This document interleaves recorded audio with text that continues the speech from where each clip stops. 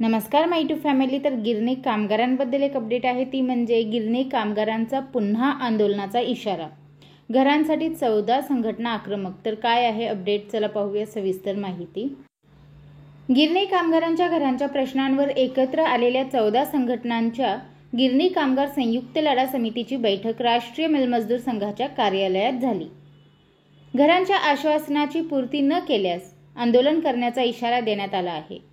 समितीचे प्रमुख आमदार सचिन अहिर यांच्या उपस्थितीत झालेल्या या बैठकीत सरकारविरोधात तीव्र नाराजी व्यक्त करण्यात आली।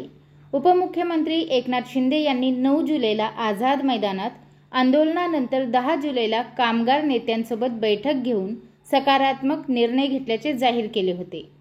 मात्र या निर्णयाची अंमलबजावणी न झाल्याने कामगार आणि वारसदारांमध्ये संभ्रम व असंतोष पसरला आहे। शेलू वांगणी येथील दूरवरची घरे नाकारल्यानंतरही खासगी विकासक दबाव तंत्र वापरत असून कामगारांची दिशाभूल होत असल्याचा आरोप बैठकीत झाला।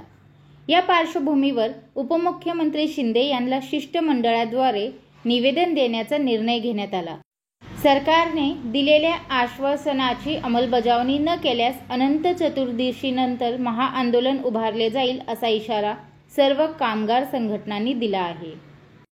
तर गिरणी कामगारांबद्दल हीच अपडेट मला आपल्यापर्यंत पोहोचवायची होती। व्हिडिओ पाहिल्याबद्दल धन्यवाद। आपले सर्वांचे आभार।